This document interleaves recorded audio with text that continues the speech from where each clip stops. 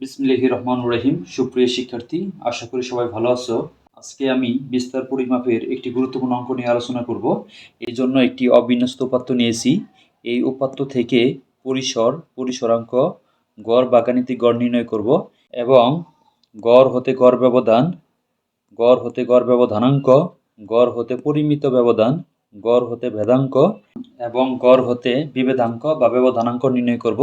তাহলে বুঝতে পারছো যে আজকের ক্লাসটি খুবই গুরুত্বপূর্ণ হতে চলেছে, তাই ধৈর্য সহকারে দেখতে থাকো। তবে আমি বলবো যে আজকের ক্লাসটি ভালোভাবে বুঝতে চাইলে আমার বিস্তার পরিমাপের প্রথম পর্বটি দেখে আসলে আজকের ক্লাসটি সহজেই বুঝতে পারবে।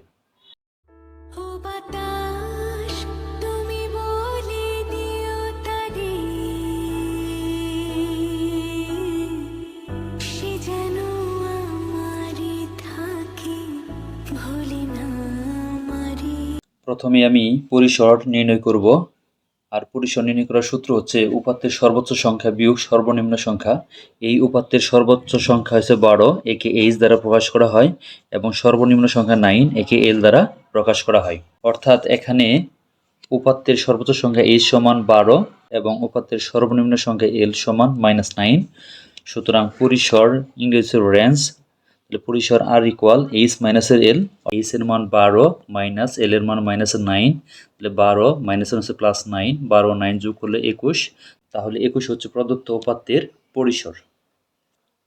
এখন পরিসরাঙ্ক বা কোএফিসিয়েন্ট অফ রেঞ্জ নির্ণয় করব। তাহলে আমরা জানি পরিসরাঙ্ক সিআর সমান H minus L by H plus L গুণন 100%। এইচ এর মান 12, এল এর মান -9 ডিভাইডেড বাই 12 প্লাস -9 গুণন 100%। এখন 12 মাইনাস +9, 12 -9, 12 এবং 9 যোগ করলে হবে 21, 12তে 9 বিয়োগ করলে হবে 3 গুণন 100%। 21কে 3 দ্বারা ভাগ করলে হবে 7 গুণন 100%। 7কে 100 সাথে গুণ করলে 700, তাহলে 700%। তাহলে প্রদত্ত উপাত্তের পরিসরাঙ্ক হবে 700%। এখন আমি প্রদত্ত উপাত্তের গড় বা গাণিতিক গড় বা এক্স বার নির্ণয় করব। আমরা জানি গড় বা গাণিতিক গড় এক্স বার সমান x1 plus x2 plus x3 plus dot dot xn divided by n। এখানে যে উপাত্তটি দেওয়া আছে, উপাত্তের প্রথম উপাদানকে x1, দ্বিতীয় উপাদানকে x2, তৃতীয় উপাদানকে x3, চতুর্থ উপাদানকে x4, পঞ্চম উপাদানকে x5, ষষ্ঠ উপাদানকে x6 এবং সপ্তম উপাদানকে x7 হিসেবে চিহ্নিত করা হয়। যেহেতু এখানে 7টি সংখ্যা রয়েছে, তাহলে আমরা লিখতে পারি n সমান 7। তাহলে এখানে x1 x2 পর্যায়ক্রমে x7 এই মানগুলো যদি আমরা প্রদত্ত সূত্রে বসাই, তাহলে সংখ্যাগুলোর গড় পাবো। সুতরাং সংখ্যাগুলোর গড় x বার সমান x1 এর পরিবর্তে 12 প্লাস x2 এর পরিবর্তে -5, x3 এর পরিবর্তে 0, x4 এর পরিবর্তে 7, x5 এর পরিবর্তে 2 এবং x6 এর পরিবর্তে -9, x7 এর পরিবর্তে 4 বসিয়ে 7 দ্বারা ভাগ করব। এই ক্যালকুলেশন করলে আমরা সংখ্যাগুলোর গড় পাবো 1.57 প্রায়। এখন আমি গড় হতে গড় ব্যবধান নির্ণয় করব। এজন্য আমরা জানি গড় হতে গড় ব্যবধান md x বার সমান summation modulus xi minus x বার ভাগ n। এখন এই সূত্রকে একটু বিশ্লেষণ করলে আমরা পাবো, অর্থাৎ xi এর পরিবর্তে x1, x2, x3, x4, x5, x6 এবং x7 পর্যন্ত বসাবো। যেহেতু উপাত্তে 7টি সংখ্যা রয়েছে, তাহলে x1 থেকে শুরু করে x7 পর্যন্ত বসাবো। তাহলে আমরা সূত্রকে বিশ্লেষণ করে পাবো x1 মাইনাস x বার মডুলাস, x2 মাইনাস x বার মডুলাস, x3 মাইনাস x বার মডুলাস, x4 মাইনাস x বার মডুলাস, x5 মাইনাস x বার মডুলাস, x6 মাইনাস x বার মডুলাস, x7 মাইনাস x বার মডুলাস। n এর মান 7, যেহেতু 7টি সংখ্যা রয়েছে, তাহলে n এর মান হবে 7। এখন আমরা উপাত্ত থেকে জেনেছি যে x1 এর মান 12 এবং x2 এর মান -5, x3 এর মান 0, x4 এর মান 7, x5 এর মান 2, x6 এর মান -9, x7 এর মান 4 এবং x বার বা গড়ের মান আগে বের করেছি 1.57। তাহলে এই মানগুলো যদি আমরা বসাই, তাহলে আমরা পাবো 12 মাইনাস 1.57, মাইনাসের 5 মাইনাস 1.57, 0 মাইনাস 1.57, একইভাবে 7 minus 1.57, 2 minus 1.57 minus 9 minus 1.57, 4 minus 1.57 ভাগ 7। অর্থাৎ x1 থেকে শুরু করে x7 এর মান এবং x বারের মান 1.57 বসাবো। এবং লক্ষ্য রাখতে হবে যে মডুলাসের ভিতরে যদি কোনো সংখ্যা নেগেটিভ হয়, তাহলে সেই সংখ্যাটা পজিটিভ হয়ে যাবে। তাহলে আমরা উপরে যোগ বিয়োগ করার পর উপরে এই মানগুলো পাবো। এই মানগুলো যদি যোগ করি, তাহলে আমরা উপরে পাবো 37.43, 37.43কে 7 দ্বারা ভাগ করলে আমরা পাবো 5.35 প্রায়। এখানে জেনে রাখা ভালো যে এই চিহ্নটির নাম হচ্ছে মডুলাস। এই চিহ্ন নাম হচ্ছে মডুলাস বা অ্যাবসোলিউট ভ্যালু, অ্যাবসোলিউট ভ্যালু, যার বাংলা হচ্ছে পরম মান, যার বাংলা হচ্ছে পরম মান চিহ্ন। অর্থাৎ এই চিহ্নের একটি ধর্ম হচ্ছে এই চিহ্নের ভিতরে যদি কোনো সংখ্যা পজিটিভ হয় তার মান পজিটিভ হবে, এবং কোনো সংখ্যা যদি নেগেটিভ তার মানও পজিটিভ হবে। অর্থাৎ মডুলাসের ভিতরে পজিটিভ থাকলে তা পজিটিভ হবে এবং নেগেটিভ সংখ্যা থাকলেও পজিটিভ হবে। অর্থাৎ মডুলাসের কাজ হচ্ছে নেগেটিভ সংখ্যাকে পজিটিভ করা।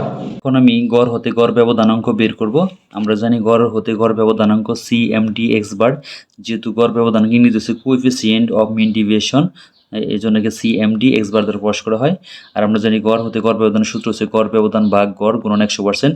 অর্থাৎ এই যে আমরা গড় ব্যবধান বের করছি, এই গড় ব্যবধানকে গড় দ্বারা ভাগ করে 100% দ্বারা গুণ করলে আমরা গড় ব্যবধানাঙ্ক পাবো। সুতরাং সংখ্যাগুলোর গড় ব্যবধানাঙ্ক CMD এক্স বার সমান গড় ব্যবধানের পরিবর্তে লিখব 5.35 এবং গড়ের পরিবর্তে 1.57 গুণন 100%। 5.35কে 1.57 দ্বারা ভাগ করলে আমরা পাবো 3.41 গুণন 100%। এখন 3.41কে 100 দ্বারা গুণ করলে পাবো 341%। তাহলে গড় ব্যবধানাঙ্ক পাবো আমরা 341% প্রায়। এখন আমি গড় হতে পরিমিত ব্যবধান নির্ণয় করব। আমরা জানি পরিমিত ব্যবধানের ইংরেজি হচ্ছে স্ট্যান্ডার্ড ডেভিয়েশন, এজন্য একে SD বা সিগমা দ্বারা প্রকাশ করা হয়। সুতরাং গড় হতে পরিমিত ব্যবধান SD বা সিগমা সমান root over summation modulus xi minus x bar whole square divided by n।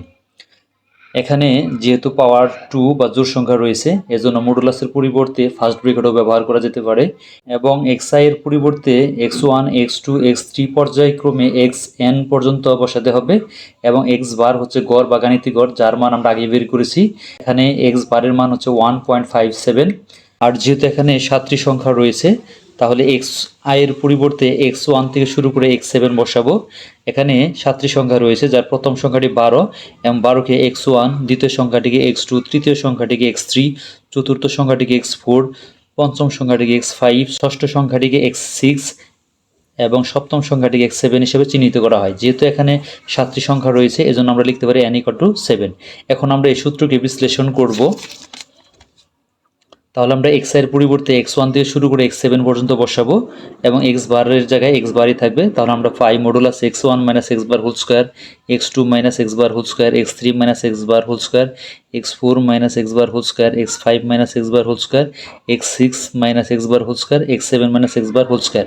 যেহেতু এখানে 7টি সংখ্যা রয়েছে, n এর পরিবর্তে লিখতে পারি আমরা 7। এখন এই মানগুলো আমরা এই সূত্রে বসাবো। অর্থাৎ x1 এর পরিবর্তে 12, x2 এর পরিবর্তে -5, x3 এর পরিবর্তে লিখব 0, x4 এর পরিবর্তে 7, x5 এর পরিবর্তে 2, x6 এর পরিবর্তে লিখব -9, x7 এর পরিবর্তে বসাবো 4, এবং x বারের মান আমরা আগেই বের করেছি 1.57। এই মানগুলো আমরা এখন সূত্রে বসাবো।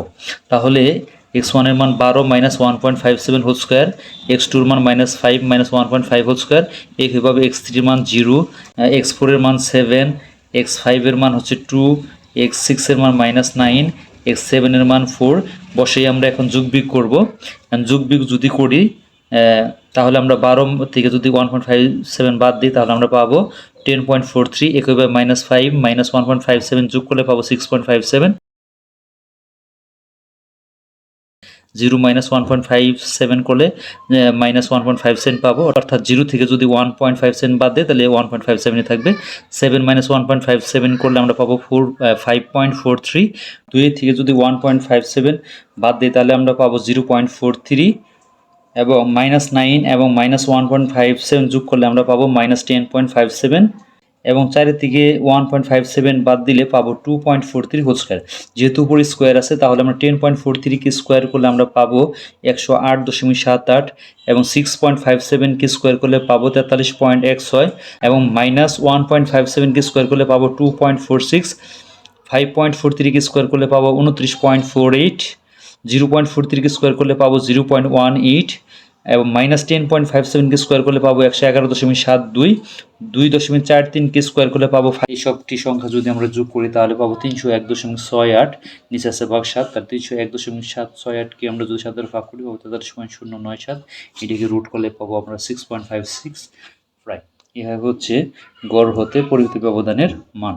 এখন আমি গড় হতে বেদাঙ্ক নির্ণয় করব। আমরা জানি বেদাঙ্ক ইংরেজি হচ্ছে ভেরিয়েশন, এজন্য বেদাঙ্ককে বি দ্বারা প্রকাশ করা হয়। আমরা জানি বেদাঙ্ক হচ্ছে পরিমিত ব্যবধানের বর্গের মান, অর্থাৎ পরিমিত ব্যবধানকে স্কোয়ার করলে আমরা বেদাঙ্ক পাবো।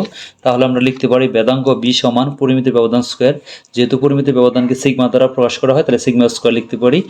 আমরা আগে পরিমিত ব্যবধানের মান পেয়েছি 6.56, তাহলে 6.56কে স্কোয়ার করলে আমরা পাবো 43.03 প্রায়। এ হচ্ছে বেদাঙ্ক।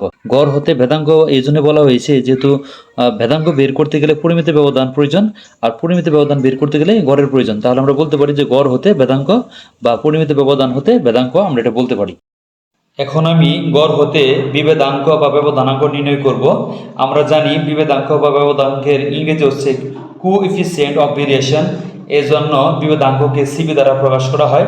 সুতরাং বিভেদাঙ্ক সিবি সমান পরিমিত ব্যবধান বা গড় গুণন 100%, অর্থাৎ পরিমিত ব্যবধানকে গড় দ্বারা ভাগ করে 100% দ্বারা গুণ করলেই আমরা বিভেদাঙ্ক পাবো। আমরা আগেই পরিমিত ব্যবধান বের করে নিয়েছি 6.56, গড়ের মান পেয়েছি 1.57 গুণন 100%। 6.56কে 1.57 দ্বারা ভাগ করলে আমরা পাবো 4.18। এখন 4.18কে 100 দ্বারা গুণ করলে আমরা পাবো 418। যেহেতু পার্সেন্ট আছে, আমরা পার্সেন্ট চিহ্ন দিয়ে দিব। সুতরাং গড় হতে বিভেদাঙ্কের মান পাবো আমরা 418% প্রায়।